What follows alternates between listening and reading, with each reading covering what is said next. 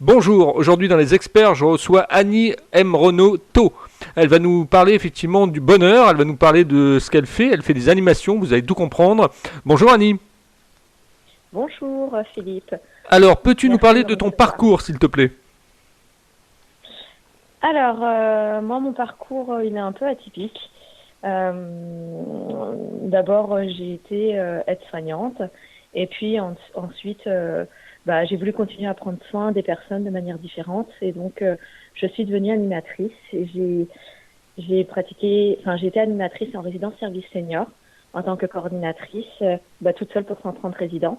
Et du coup, j'ai voulu euh, apporter l'animation en dehors des murs. Et donc, je suis devenue animatrice à mon compte. Et maintenant, je suis animatrice bonheur. Alors, quel Voilà. est ton type de clientèle? À qui tu t'adresses? Eh ben, c'est assez compliqué en ce moment. Parce que je voulais faire des animations de groupe sur la pensée positive, mais après je ne vous cache pas qu'avec le Covid, c'est assez compliqué, donc je suis en train de retravailler un petit peu tout ça pour réadapter mon offre à la conjoncture actuelle. Parce que je me suis forcément lancée pendant le Covid, donc on va dire que ça n'a pas tellement pris sur l'année 2020. Est-ce que tu as déjà défini un petit peu ta cible, ce qu'on appelle le persona? Oui, mon persona type, c'est vrai que c'est la femme de 25 à 50 ans qui se recherche, qui se pose des questions existentielles, par exemple suite à un burn-out ou qui recherche le bonheur.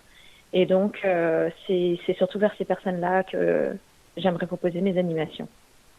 Alors, peux-tu nous raconter une journée type de travail? Est-ce que tu es une lève tôt? Tu te lèves à quelle heure le matin et comment ta journée se décompose? Alors, en ce moment, je me lève vers 7h30, ça va. Et puis, je, je dépose les enfants à l'école. Et ensuite, le lundi et mardi, je suis dans un cabinet partagé qui s'appelle Cap Kerzen, qui se trouve à Saint-Gilles, à côté de Rennes. Et donc, je vais le lundi et mardi travailler là-bas. Et puis, sinon, le reste du temps, je suis en télétravail à la maison. Et donc, je suis en train de retravailler toutes mes offres, donc pour les adapter au Covid.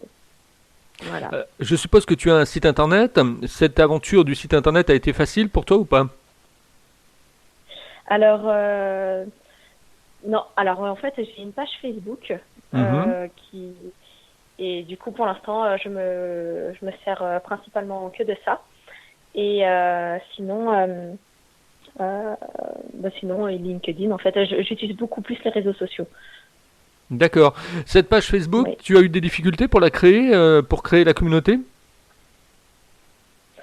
Non, pas particulièrement, parce que je suis assez à l'aise sur Facebook et du coup, ça s'est fait assez naturellement.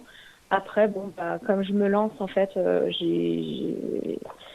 j'ai pas des milliers de personnes, mais comme justement, en fait, je vais pas vous dire que je gagne des milliers de cents et tout ça en ce moment parce que je me suis lancée forcément en 2020, donc c'était pas vraiment la bonne année. Mais comme je suis en train de retravailler toute ma communication et tout ça, et euh, je sais que, enfin en tout cas, je crois en moi, je sais que ce que je vais pouvoir apporter aux autres va pouvoir me permettre en fait de décoller quoi. D'accord. Et le site internet, c'est quelque chose que tu prévois dans le temps ou Oui, c'est quelque chose que je prévois dans le temps, quand mon offre sera mieux définie. Si vous voulez, moi je sais ce que je veux apporter dans la vie des gens. Je sais que je veux leur transmettre en fait mon savoir-être, ma bienveillance et à travers mes animations et leur apporter du bonheur et de la joie. Après, en fait, le canal, je suis encore en train de le travailler parce que je suis en train de travailler sur moi, sur mon enfant intérieur. Et du coup, voilà. En ce moment, ça bouge beaucoup, hein. Je pense que le Covid, justement, m'a permis de bouger, mais beaucoup plus vite. C'est-à-dire que j'avais, moi, dans mon idée, deux offres de base. Et en fait, le Covid nous a permis, enfin m'a permis en tout cas, de me repousser dans mes retranchements, de sortir de ma zone de confort et justement d'aller chercher euh, à pousser mes limites. Et donc, C'est pour ça que, c'est pour ça que là, ça ne paraît pas clair. Mais si vous me demandez comment est-ce que je mène mes activités, là, je pourrais vous répondre comment est-ce que je me différencie. D'accord. Alors justement, comment tu te différencies, Annie? Bah, déjà, j'aime bien me présenter comme ça, en fait, je suis animatrice. Mes parents m'ont appelée comme ça, hein, ils n'ont pas fait exprès. Et j'aime bien dire, voilà, je suis créatrice de liens et veilleuse de bonheur. Parce que ça s'est révélé à moi, en fait, quand je suis allée à l'école d'animation. C'est vrai que j'ai pas été là par hasard, c'est que j'ai toujours été animatrice dans ma manière d'être. Et parce qu'en fait, le mot animer veut dire donner de la vie. Et du coup, moi, je crois qu'avec l'outil de l'animation, on peut faire de la pensée positive différente de la thérapie ou du coach, vous voyez, de la thérapie de groupe, etc. Mhm. Et du coup, moi, mes animations, je les veux dynamiques, pétillantes comme moi. Et je crois en l'intelligence collective. Donc, c'est pour ça que mes animations n'ont pas pu continuer là, suite au reconfinement. Et du coup, je crée des groupes entre 6 à 8 personnes. Et où, par exemple, si on travaille l'expression des émotions, et si on a envie d'être en joie, hop, je vais mettre la musique à fond, puis on va danser.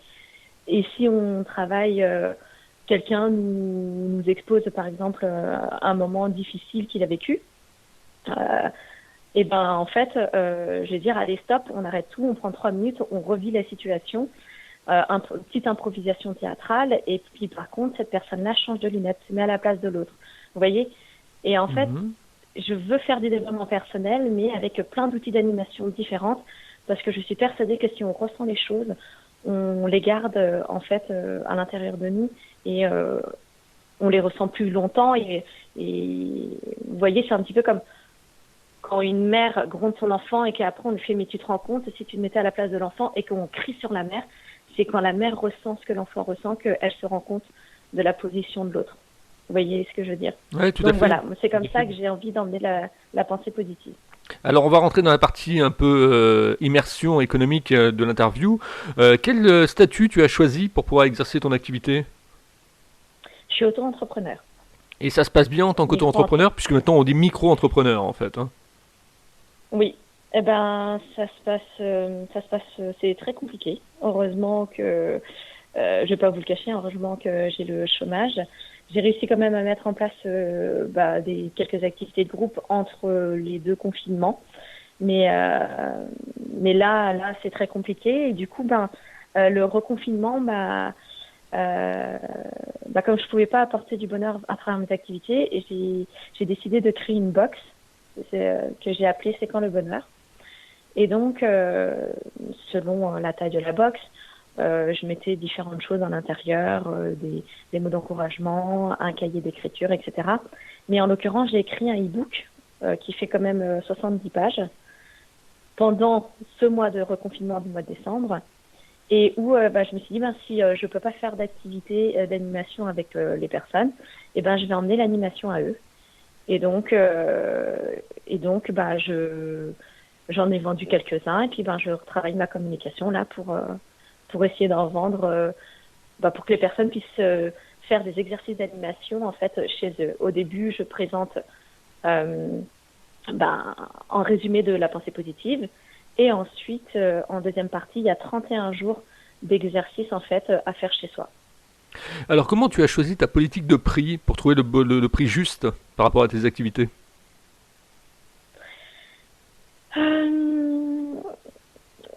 C'est moi, selon la valeur à laquelle je la donne. C'est vrai que c'est assez compliqué parce qu'on a toujours peur de ne pas être assez cher ou d'être trop cher. Et puis, c'était surtout selon ce qui résonnait en moi. D'accord. Tu peux nous Voilà. donner une petite fourchette effectivement de prix pour que les gens effectivement puissent se rendre compte et peut-être aient envie de travailler avec toi? Alors, par exemple, les ateliers que je faisais de groupe, le bonheur et de bonne humeur. En fait, comme c'était un atelier découverte sur la pensée positive, je le faisais à prix libre parce que j'avais envie qu'un maximum de personnes viennent. Mais ensuite, en atelier, s'ils venaient avec moi, c'était des ateliers, un engagement sur 5 semaines, où on se revoyait toutes les semaines, et c'était 250 euros, les 5 séances, qui duraient quand même plus d'1 heure et demie, entre 1 heure et demie et 2 heures, la séance. D'accord. Et puis, ben, pour le e-book, il est en prix, en vente tout seul, il est à 25 euros. Et ensuite, les box, ça commence à 40 euros et elles vont jusqu'à 90 euros, avec des heures de coaching à l'intérieur. D'accord.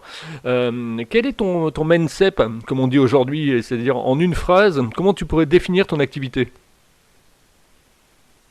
Si tu devais te vendre à un jury, par exemple, Ouais, en une phrase, le mindset, la timeline, c'est quoi? oui. Ben, animatrice, créatrice de liens et éveilleuse de bonheur. Je trouve que ça me va bien. C'est joli, en tout cas. Voilà. Oui. Comment tu te projettes dans un an, Annie? Eh ben, je me projette. J'ai envie un jour d'être une référence dans la pensée positive, dans le bonheur. Et je m'imagine et je sais que je réussirai à percer parce que je crois en moi, je crois en ce que je fais et je crois que la pensée positive est indispensable dans la vie des gens. Et donc, et surtout en fait, en ce temps de Covid, où je pense que les gens en ont besoin. Et donc, ben, je me vois animer des animations ou peut-être, si on peut pas faire en groupe, peut-être même en individuel et pouvoir apporter de la joie, de la bonne humeur à toutes ces personnes. Est-ce que tu as des anecdotes de tes clients, de ta clientèle?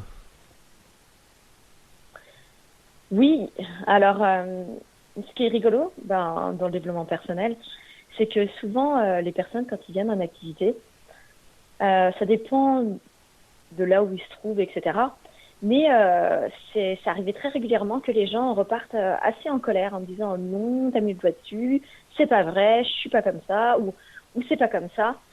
Et puis en fait, ça travaille, et puis ces personnes-là reviennent me voir et me disent en fait, vous aviez raison, mais il m'a fallu un mois et demi pour comprendre, etc. Et, euh, ce qui est rigolo, c'est que c'est très récurrent en fait. Ça arrive régulièrement.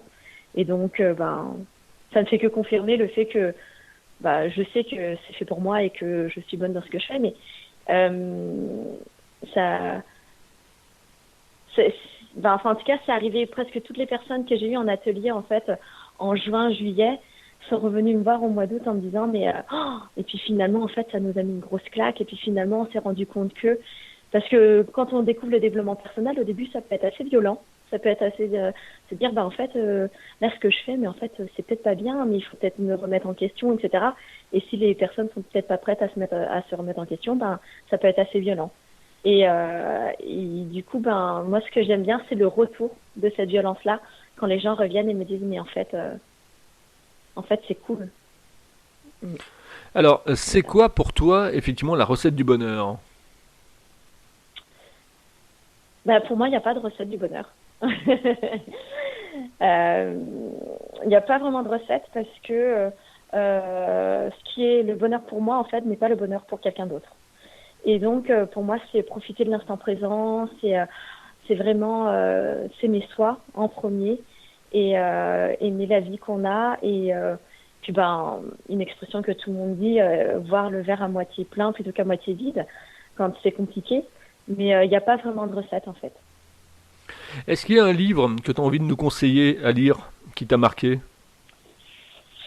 Oui, alors c'est vrai que j'ai lu beaucoup de livres inspirants, mais dernièrement, j'ai lu Ta vie. Alors, ta deuxième vie commence quand tu comprends que tu n'en as qu'une. D'accord, c'est De de qui? Raphaël, de Raphaël, alors Giordano. Ok. Je ne sais pas si vous connaissez. Non, moi je connais pas, mais par contre, effectivement, je découvrirai. Oui, eh ben, si vous voulez, je vous l'offrirai. Ah bah avec plaisir Annie. Oui. Dans l'interview, on va terminer avec cette dernière question. Comment tu trouves ma façon d'interviewer les gens? Une question qui amuse beaucoup les personnes. Eh ben, je trouve que vous mettez facilement les personnes à l'aise et, Et donc, vous êtes très bien dans ce que vous faites. Merci Annie. Tu ne quittes pas, je te retrouve en antenne. Si vous voulez être interviewé et passer donc dans les experts, c'est simple, vous m'envoyez un mail à contact@libre-antenne.fr, notez sur vos tablettes, contact@libre-antenne.fr. Et si vous voulez effectivement écouter les podcasts, vous allez sur www.libre-antenne.fr, le site internet, le bateau amiral, comme je dis souvent, www.libre-antenne.fr. À demain avec un nouvel invité. C'était les experts et Belgrand Philippe, effectivement votre serviteur. Tu ne quittes pas, je te retrouve en antenne, Annie.